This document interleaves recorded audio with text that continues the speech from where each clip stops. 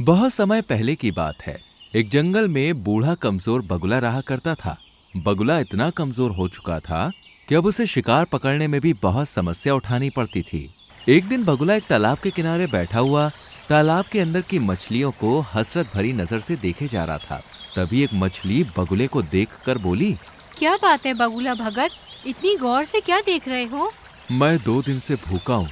कमजोर होने के कारण मैं कोई शिकार नहीं पकड़ पा रहा। इस संसार में जो भी जन्म लेता है उसे 3 दौर से गुजरना ही पड़ता है, बचपन, जवानी और बुढ़ापा। तुम अपने जीवन के 2 दौर देख चुके हो, अब तीसरे का भी आनंद उठाओ। ये सुनकर बगुला क्रोधित होते हुए उस मछली से बोला, तुम अपने आप को समझती क्या हो? जब मैं जवान था तब किसी मछली की मुझसे बात करने की हिम्मत नहीं होती थी। लेकिन अब तुम जवान नहीं हो, अब जवान मैं हूँ। तुम हंसकर मेरा मजाक उड़ा रही हो? तुम इसी काबिल हो बगुले भगत। मैंने तुम्हारे चर्चे अपनी माँ और अपनी दादी से सुने हैं। जब तुम जवान थे तब तुम बहुत ही बुरे स्वभाव के थे।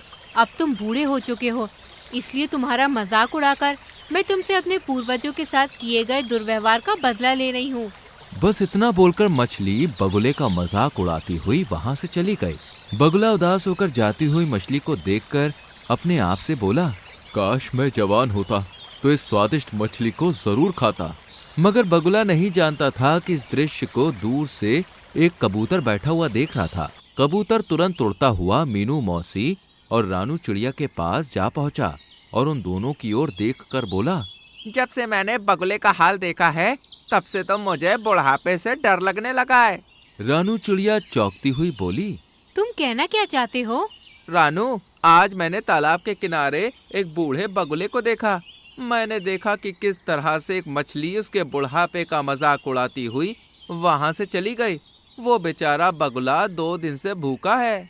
कबूतर की बात सुनकर रानू चिड़िया उदास होती हुई मीनू मौसी की ओर देखकर बोली, मीनू मौसी, क्या हम भी जब बूढ़े हो जाएंगे तो क्या हमारा भी हाल बगुले की तरह होगा? नहीं रानू, ऐसा कुछ नहीं होगा, क्योंकि हम सभी अपने बुढ़ापे का इंतजाम करके चलेंगे। और रहा सवाल उस बगुले का, तो उसके बारे में सुनकर मुझे बुरा लग रहा है, लेकिन कोई भी किसी का ऐसे ही मजाक नहीं उड़ाता। ये सुनकर रानू चौंकती हुई बोली, आप कहना क्या चाहती हैं मीनू मौसी? देखो, कबूतर ने केवल उस बगुले का बुढ़ापा देखा है, क्या पता वो जवानी में कैसा हो। जो भी हो मीनू मौसी, हमें उस बगुले की मदद करनी चाहिए। हम उसकी मदद भला किस प्रकार से कर सकते हैं? हम तो स्वयं कमजोर पक्षी हैं और हम सब शाम तक मेहनत करके बड़ी मुश्किल से स्वयं अपना पेट भर पाते हैं। इतना बोलकर मीनू मौसी वहां से चली गए। मगर रानू चिड़िया के दिमाग में बार बार बेचारे उस बूढ़े बगुले का विचार आ रहा था। रानू चिड़िया इसी उधेड़ बुन में उड़ती हुई जंगल के दूसरे छोर पर जा रही थी कि तभी उसकी नजर एक चील पर पड़ी। रानू चिड़िया ने देखा कि उस चील के इर्द गिर्द बहुत सारे पक्षी गोल घेरा बनाए हुए बैठे थे। अरे, ये चील तो हमारे जंगल की नहीं लगती, और ये सारे पक्षी इस चील के सामने सम्मान पूर्वक क्यों बैठे हुए हैं? मुझे जाकर पता करना चाहिए। रानू चिड़िया उड़ती हुई उस चील के पास पहुंच गई और वहां बैठे हुए काले कौवे से बोली, काले कौवे, आखिर हमारे जंगल के सारे पक्षी इस चील के सामने क्यों बैठे हुए हैं? और ये चील तो हमारे जंगल की नहीं लगती। रानू, ये कोई मामूली चील नहीं है, बल्कि चमत्कारिक और विचित्र चील है, जो दूसरे जंगल से भ्रमण करती हुई यहाँ तक आई है। कुछ दिनों बाद ही यहाँ से चली भी जाएगी। जितने भी पक्षी यहाँ मौजूद हैं, उनकी कोई ना कोई समस्या है। वो सब अपनी समस्याओं का समाधान करवाने के लिए इस चील के पास बैठे हैं। रानू चिड़िया हंसते हुए काले कौवे से बोली, मुझे तुमसे ऐसी अंधविश्वास भरी बातों की उम्मीद नहीं थी। नहीं रानू, मैं स्वयं अपनी आंखों से इस चील का चमत्कार देख चुका हूँ। तभी वो चील रानू चिड़िया की ओर देखकर बोली, मैं कोई पाखंडी चील नहीं हूँ, मुझ में वास्तव में चमत्कारिक शक्तियाँ हैं। मैं कैसे मान लूँ? तो फिर तुम मुझे बताओ, तुम क्या देखना चाहती हो कि तुम्हें विश्वास हो जाए कि मैं एक चमत्कारिक चील हूँ? हमारे जंगल में एक बगुला बूढ़ा हो चुका है। बूढ़े होने की वजह से बेचारा वो शिकार नहीं कर पा रहा है।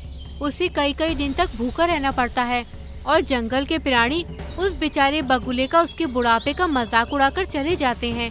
अगर तुम वास्तव में चमत्कारिक चील हो तो फिर तुम कुछ ऐसा करके दिखाओ कि वो बगुला दोबारा जवान हो जाए। रानू चिड़िया की बात सुनकर चील रहस्यमय अंदाज में रानू चिड़िया से बोली, हमें प्रकृति के नियमों के खिलाफ नहीं जाना चाहिए। जो एक बार बूढ़ा हो चुका है उसे बूढ़ा ही रहने दो। तुम प्रकृति के नियमों को समझती नहीं हो। कहीं ऐसा न हो कि तुम्हें बाद में पछताना पड़े और दोबारा मेरे पास आना पड़े। सीधे सीधे ये क्यों नहीं कहती कि तुम एक पाखंडी चील हो और झूठ बोलकर यहाँ के पक्षियों को भ्रमित कर रही हो। रानू चिड़िया की बात सुनकर चील क्रोधित होती हुई बोली, ठीक है, अगर तुम यही चाहती हो तो यही सही। इतना बोलकर उस चील ने जमीन में रखा हुआ एक दाना रानू चिड़िया के पास फेंक दिया और रानू चिड़िया से बोली, ये एक चमत्कारिक शक्तियों का अभिमंत्रित किया हुआ दाना है। जाओ जाकर इस दाने को उस बगुले को खिला दो। वो बगुला जवान हो जाएगा, उसके अंदर जवानी जैसी ही शक्तियाँ आ जाएंगी। चील की बात सुनकर रानू चिड़िया उस दाने को उठाकर तुरंत उस तालाब के किनारे बैठी हुई बगुले के पास पहुंच गए और उसे सारी घटना बताते हुए बोली, जब मुझे कबूतर ने तुम्हारे बारे में बताया तब मुझे तुम्हारे लिए बहुत बुरा लगा, इसलिए मैं तुम्हारे लिए चमत्कारिक दाना लाई हूँ। तुम जैसे ही इस दाने को खाओगे दोबारा जवान हो जाओगे। फिर तुम्हें भूखा नहीं रहना पड़ेगा और ना ही कोई तुम्हारा मजाक उड़ाएगा। चील की बात सुनकर बगुला खुश होते हुए रानू चिड़िया से बोला, तुम तो वाकई बहुत अच्छी हो रानू, मैं इस दाने को जरूर खाऊंगा। जैसे ही बगुले ने विचित्र चमत्कारिक दाने को खाया वो दोबारा से जवान हो गया। बगुले के दोबारा जवान होते ही रानू चिड़िया खुश होती हुई वहां से चली गई। रानू चिड़िया के जाते ही बगुला अपने आप से बड़े ही घमंडी अंदाज में बोला, अब तो मैं दोबारा जवान हो गया हूँ, अब मैं इस तालाब की सारी मछलियों को खा जाऊंगा। तभी बगुले की नजर एक सुंदर मछली पर पड़ी। बगुले ने बड़ी ही बेदर्दी से उस सुंदर मछली को अपनी चोंच से दबोच लिया। सुंदर मछली बगुले से बोली, मुझे छोड़ दो। नहीं, तुम तो मेरा भोजन हो और केवल तुम ही नहीं बल्कि तालाब में रहने वाली सभी मछलियां मेरा भोजन है, मैं सबको खा जाऊंगा। बगुले ने उस मछली को मार दिया और उसे बड़े ही शौक से खाने लगा। शाम तक बगुले ने तालाब की आधी मछलियां समाप्त कर दी। जो मछलियां उसे स्वादिष्ट लगती वो उसे खा जाता और जिन मछलियों में उसे स्वाद नहीं लगता तालाब के किनारे उन्हें फेंक देता और वो मछलियां तड़प तड़प कर मर जाती। अगले दिन कबूतर अपने पुत्र जो कि एक बच्चा था उसके साथ वहां से गुजर रहा था। कबूतर अपने पुत्र को उड़ना सिखा रहा था। तभी उसकी नजर बगुले पर पड़ी जो कि जवान हो चुका था। कबूतर अपने बेटे के साथ तुरंत उस बगुले के नजदीक पहुंच गया। तुम्हें जवान देखकर मुझे बहुत ही अच्छा लग रहा है। तभी कबूतर की नजर वहां मरी हुई मछलियों पर पड़ी। ये तो तालाब की मछलियां हैं। बगुला उदासी से कबूतर से बोला, पता नहीं कल रात क्या हुआ, सारी मछलियां तालाब से बाहर आ गईं और अपने आप तड़पते तड़पते मर गईं। ये तो बहुत बुरा हुआ। वैसे भी मछलियां तुम्हारा बहुत मजाक उड़ाती थीं। अच्छा सुनो, मुझे एक बहुत ज़रूरी काम है और ये मेरा छोटा बेटा है, मैं इसे उड़ना सिखा रहा हूँ। क्या तुम कुछ देर के लिए इसका ख्याल रख सकते हो? हाँ हाँ, क्यों नहीं, तुम आराम से जाओ और अपना काम समाप्त करके आना, तब तक मैं तुम्हारे बेटे का ख्याल रखूंगा। कबूतर वहां से चला गया। बगुला कबूतर के उस नन्हे बच्चे को गौर से देखने लगा। सच तो ये था कि उसके मुंह में पानी आ रहा था। वो मन ही मन में बोला, जब मैं जवान था तब मैं कबूतरों का मांस बड़े ही शौक से खाया करता था। कबूतर का मांस मेरा पसंदीदा मांस था। खैर कोई बात नहीं, अब मैं दोबारा जवान हो गया हूँ, क्यों ना मैं इस कबूतर के बच्चे का मांस चख लूं। तभी वो कबूतर का बच्चा बड़ी मासूमियत से बगुले से बोला, क्या हुआ, आप मुझे इतनी गौर से क्यों देख रही हैं? तुम्हें देखकर मेरी भूख और बढ़ती जा रही है। इतना कहकर बगुले ने अपनी चोंच से उस कबूतर के बच्चे को बड़ी ही बेदर्दी से मार दिया और उसे खा गया। कुछ देर के बाद जब कबूतर वहां पर आया तो अपने बच्चे को ना पाकर वो बगुले से बोला, अरे मेरा बच्चा कहाँ गया? तभी तालाब से एक मछली निकलकर बाहर आ गई और कबूतर से बोली, तुम्हारे बच्चे को यही बगुला भगत खा गया है। ये सुनकर कबूतर अविश्वास भरी नजरों से बगुले की ओर देखने लगा। तभी बगुला अकड़ता हुआ कबूतर से बोला, हाँ खाया है, तो इसमें समस्या क्या है?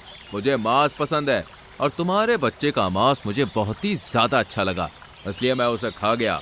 ये तो बहुत गलत बात है। तो तुम क्या कर लोगे? तुम मेरा मुकाबला नहीं कर सकते। समझ गया, इसका मतलब इस तालाब के अंदर रहने वाली मछलियों को भी तुम नहीं मारा है।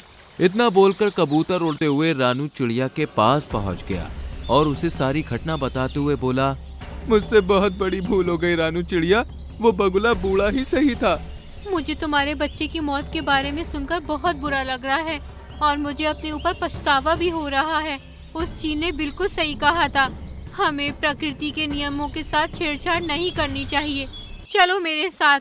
रानू चिड़िया कबूतर के साथ उस चील के पास पहुंच गई और सारी घटना बताती हुई बोली, मुझे क्षमा कर दो चील, मैंने तुमसे कहा था परंतु तुमने मेरी बात नहीं मानी। खैर अभी भी कुछ नहीं बिगड़ा। इतना बोलकर उस चील ने एक और दाना रानू चिड़िया के सामने फेंक दिया। इस दाने को उस बगुले के ऊपर फेंक देना, वो दोबारा बूढ़ा हो जाएगा। रानू चिड़िया तुरंत उस दाने को लेकर उस बगुले के पास पहुंच गई और ऊपर से उसने वो दाना बगुले के ऊपर फेंक दिया। दाना शरीर से स्पर्श होते ही बगुला फिर से बूढ़ा हो गया। अरे ये मेरे साथ क्या हो रहा है? मैं तो फिर से बूढ़ा हो गया। तभी रानू चिड़िया क्रोधित होती हुई बगुले से बोली, तुम बूढ़े ही अच्छे लगते हो बगुले, जो मैंने भूल की थी उसे मैंने सुधार दिया। इतना बोलकर रानू चिड़िया वहां से चली गई और बगुला दोबारा बुढ़ा और कमजोर हो गया। तो दोस्तों, कैसी लगी आपको हमारी ये कहानी? अगर कहानी अच्छी लगी हो तो वीडियो को लाइक कीजिएगा, चैनल को सब्सक्राइब कीजिएगा और हाँ, कहानी अपने दोस्तों के साथ शेयर करना तो बिल्कुल मत भूलिएगा। मैं आपको मिलूंगी अगले वीडियो में किसी नई कहानी, नई सीख के साथ। तब तक के लिए बाय बाय।